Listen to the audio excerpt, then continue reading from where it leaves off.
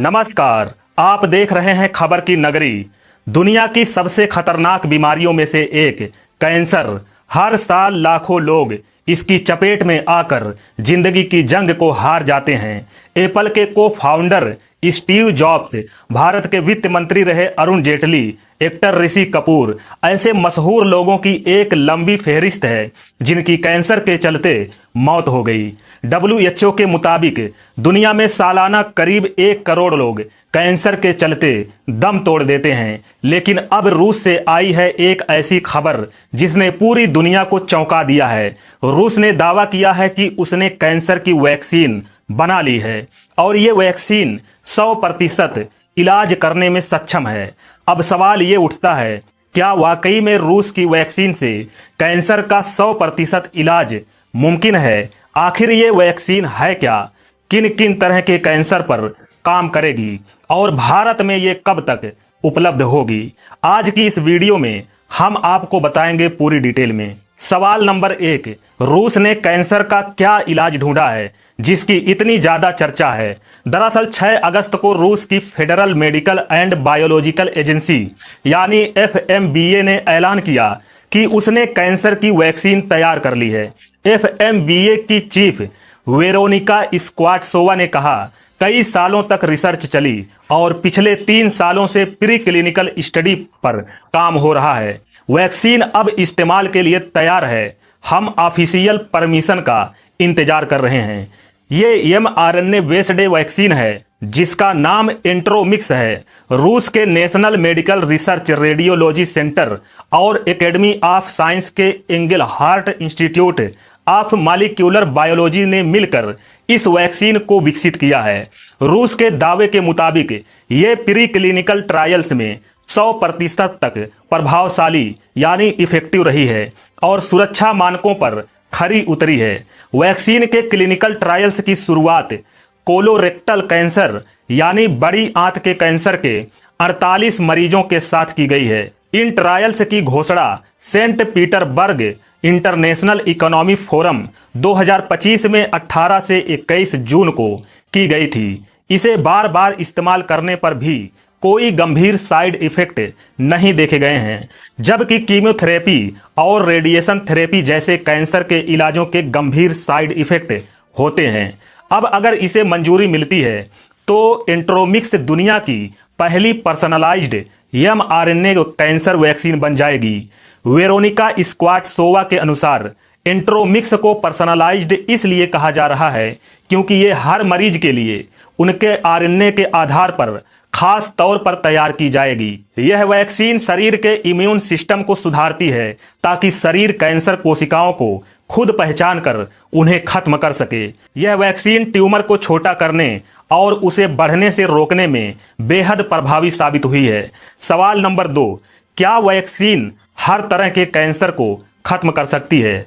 इसका जवाब है FMBA के मुताबिक एंट्रोमिक्स वैक्सीन 3 तरह के कैंसर को खत्म कर सकती है। नंबर 1, कोलोरेक्टल यानी पेट का कैंसर। यह वैक्सीन कुछ मामलों में कोलोरेक्टल ट्यूमर को 60 से 80% तक कम करने और शुरुआती स्टेज में पूरी तरह खत्म करने में सफल रही है। हालांकि कई रिपोर्ट्स में वैक्सीन को कोलोरेक्टल कैंसर पर 100% प्रभावी बताया गया है। यह वैक्सीन कोलोरेक्टल कैंसर के लिए पर्सनलाइज्ड की जाती है, यानी हर मरीज के कैंसर की गांठ यानी ट्यूमर के आधार पर इसे तैयार किया जाता है। नंबर 2, ग्लियोब्लास्टोमा यानी ब्रेन कैंसर।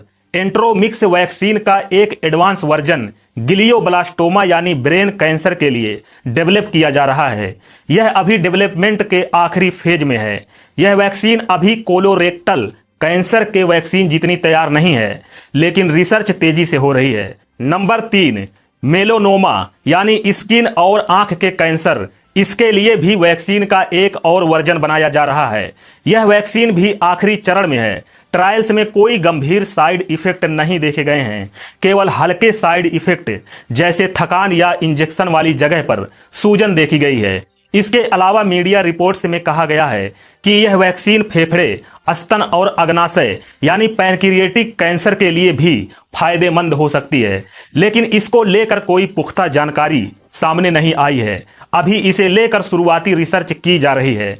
यह वैक्सीन शुरुआती स्टेज के कैंसर में ज़्यादा प्रभावी है और एडवांस स्टेज में ट्यूमर की ग्रोथ को धीमा कर सकती है या मरीज की जिंदगी को लंबा कर सकती है। अब सवाल नंबर 3 है, ये कैंसर वैक्सीन काम कैसे करती है?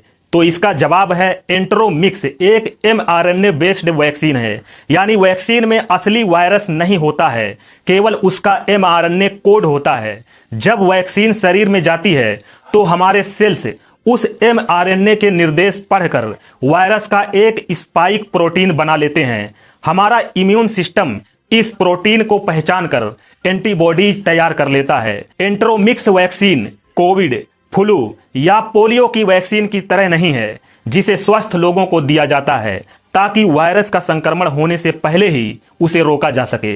यह वैक्सीन सिर्फ कैंसर के रोगियों पर इस्तेमाल की जाएगी। सवाल नंबर 4 है, क्या यह वैक्सीन भारत में मिलेगी और कितने रुपए में मिलेगी? तो इसका जवाब है भारत में इस वैक्सीन के आने के बारे में अभी तक कोई आधिकारिक घोषणा नहीं हुई है।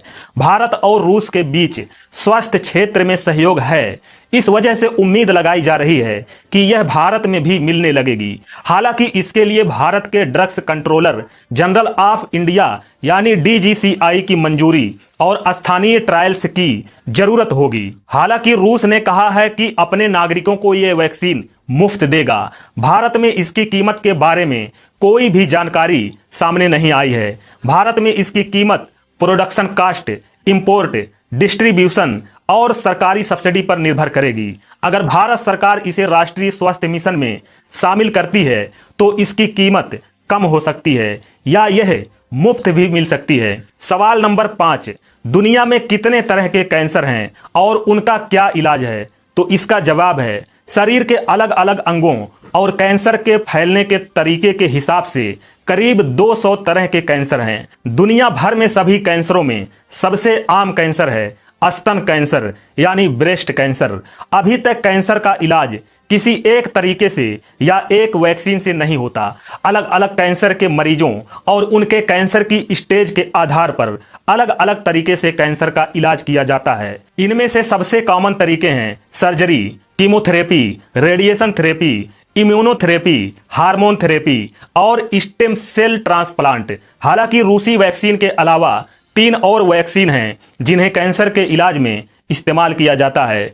अमेरिका की वैक्सीन सिपुल्यूसेल टी का इस्तेमाल प्रोस्टेट कैंसर के लिए होता है। इसे 2010 में मंजूरी मिली थी, लेकिन रिपोर्ट्स के मुताबिक इसमें मरीजों की जिंदगी सिर्फ 4 महीने बढ़ती है। दुनिया भर में कई अन्य कंपनियां हैं जैसे जर्मनी की बायोएनटेक, अमेरिका की मॉडर्ना आदि कई तरह के कैंसर के लिए mRNA वैक्सीन पर ट्रायल्स कर रही हैं।